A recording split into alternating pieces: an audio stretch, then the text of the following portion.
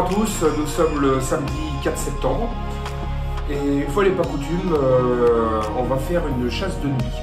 Voilà, ça faisait longtemps qu'on n'avait pas fait une chasse en nocturne. Donc il y a l'ami Robert, F6EZ et puis Lucien F4 DKA qui vont venir ici me récupérer. On va se faire une petite chasse à 3 nocturnes. Voilà, ça va être sympa, ça va changer un petit peu des chasses diurnes qu'on a l'habitude de faire. Voilà, donc il est quand même 1h du matin. Donc il faut se lever tôt, il faut avoir du courage pour ça. Et il va pas tarder à arriver. Et puis on va prendre l'équipement, partir et on va assister à son vol comme d'habitude depuis le départ. Voilà, comme ça on pourra vraiment se fier au vol complet pour pouvoir se positionner pour sa réception. Alors c'est parti pour cette nouvelle aventure nocturne. Messieurs, bonjour. Salut les copains. Salut Fred. Ça va mon bon Lulu? Oh oui. Pas trop fatigué? Non, et ça fait plaisir de revoir Et toi Robert, ça va? Je te dirai ça demain. Ouais, Robert il a encore la tête dans le seau. Bon, allez, on va charger nos petites affaires dans le coffre. Et puis c'est parti. Hein. Je vous sens bien silencieux ce matin. Ah, le coffre est plein. Hein.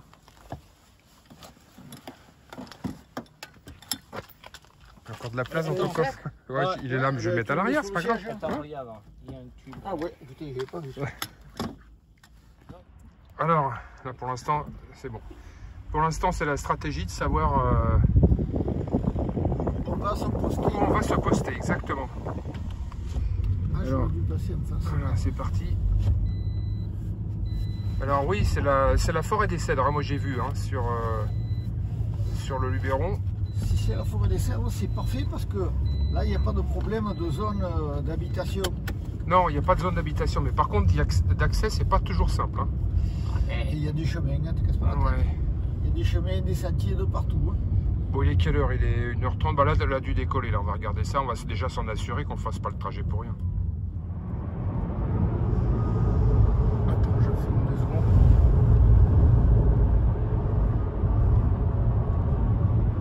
Alors, on va mettre la récepture en route pour s'assurer qu'elle soit partie.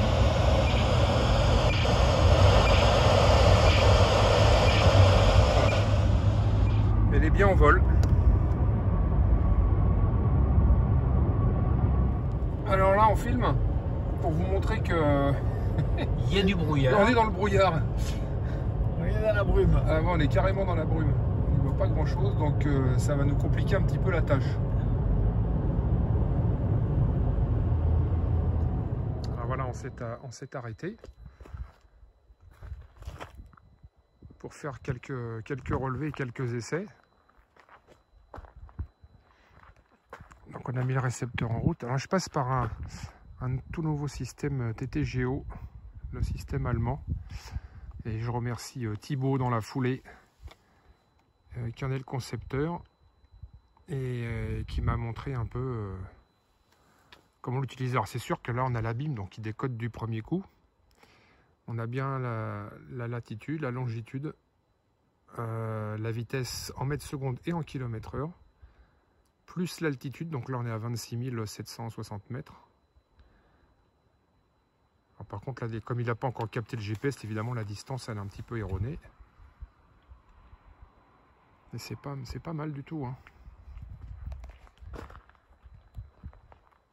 Qu'est-ce que t'en penses, Robert? 26 008. Ouais, bah c'est ça. Ça va. Oh mais oh, il fait pas chaud quand même. Non, bah non. Hein. Et toi, Lulu, t'en es où avec ton matos là? Toi aussi, t'as mis le TTGO en route? Oh bah oui, mais Hein? j'arrive pas à le connecter, donc bon. Alors, ouais, mais bon, il faut voir, avec une petite antenne comme ça fait peut-être un peu juste aussi. Hein. Bah non, elle est très bien cette antenne. Oh là, attends, lui, c'est carrément sur la tablette. Ah bah. C'est pour ceux qui ne voient pas grand-chose. C'est top comme affaire, là. Bah, change ta fréquence, t'es sur le 400 mégas. Faut que tu te mettes sur le 402. Oui, mais pour l'instant, il faut surtout que j'arrive à le connecter. Bon, Lulu va appeler sur le 145 550, hein, des fois qu'il y a quelqu'un qui répond. À mon avis, à 2h30 du matin, il ne doit pas y avoir grand monde. Hein. Bon, Robert surveille. J'attends Non, exactement. T'as vu, c'est un projecteur que tu t'as mis sur la tête là. On essaie, oui. Côté amp. De toute façon, faut bien qu'on soit éclairé. Hein.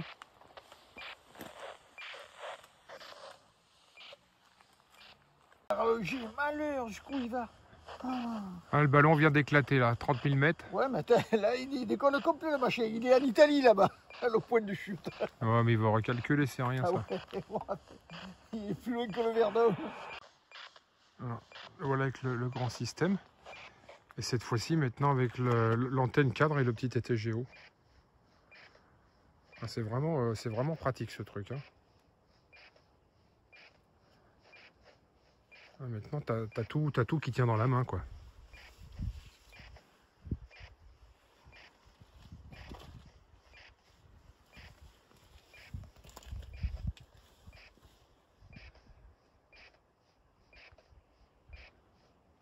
Distance 29 000 mètres de la sonde. Et la sonde elle-même, elle a 24 850 mètres de haut.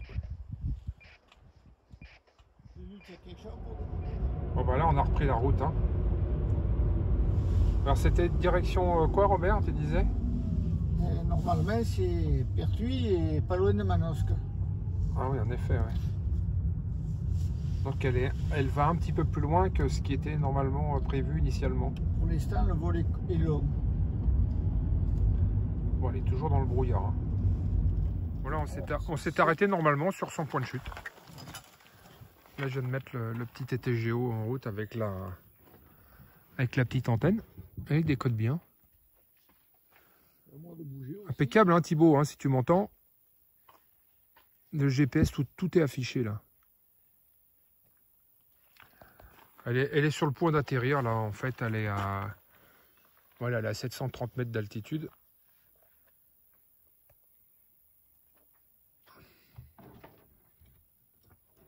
Si on scrute le ciel, on devrait peut-être voir le petit point bleu. On va essayer de regarder, on ne sait jamais. Voilà. Maintenant, on va faire ça à la Gogno.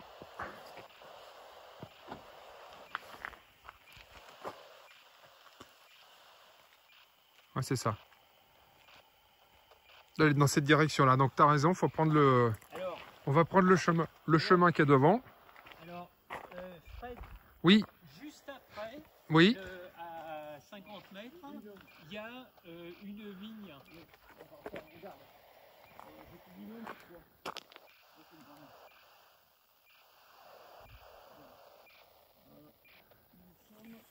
Ah mais t'en veux un peu plus d'éclairage? Pourquoi t'as ramené ton spot toi aussi? Non, non, mais... Attention là. Oh, il y a une flaque d'eau là. Ouais, le terrain est gras, ouais. Faut faire gaffe où on met les pieds là.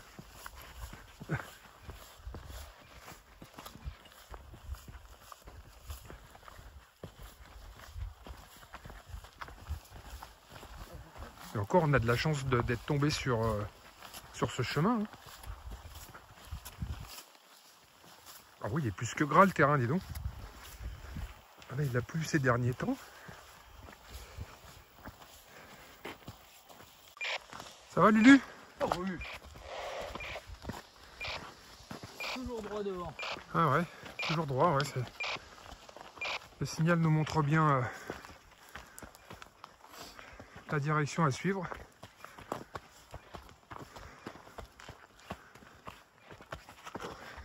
Ça monte, hein.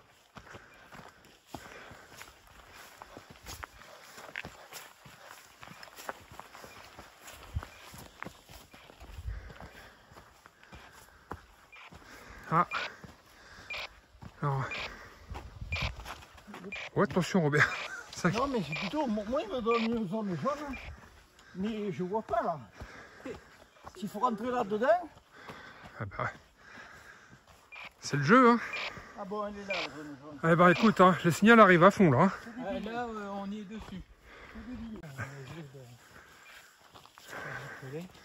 Elle serait dans la vigne, hein.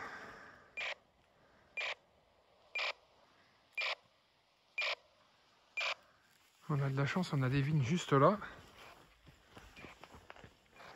Mais on n'a pas les bottes. Et on n'a pas les bottes, c'est bien gras. Alors faut scruter, maintenant on devrait voir la petite lumière bleue. Après, sauf si elle s'est posée sur le ventre. Là, regarde. Ah.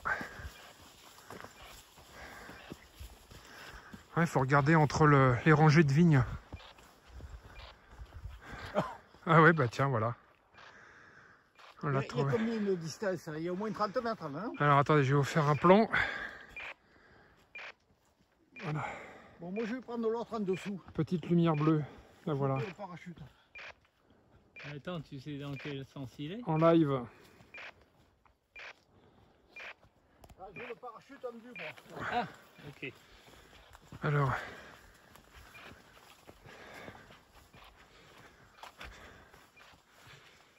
Oh, c'est vrai, c'est bien gras au sol. Hein. Vas-y, allume-nous ton projecteur, Lulu. Ah bah attends, 2 secondes. Pour pas si vite. Hein. Attends, je vais couper le son. Maintenant, ça sert plus à rien de laisser le récepteur en route. Vas-y, t'as mis ton projecteur en route. Alors voilà, effectivement, la petite lumière bleue fixe, qui signifie que c'est bien synchronisé. T'as retrouvé, Robert, le parachute? Le parachute, il est là. Ah bah oui, le voilà. Ouais, il y a plus de ballon, il n'y a aucun reste, il y a juste les deux ongles. Ouais, il est bien déployé. Hein. Ouais, c'est ce qui fait que ça... Et les raisins sont bien mûrs, prêts à être vendangés. Ah oui, on est en septembre, là, c'est bientôt. Bon, je coupe le parachute. Hein. Oui. Voilà. On l'a suivi pratiquement en direct, celle-ci. Hein.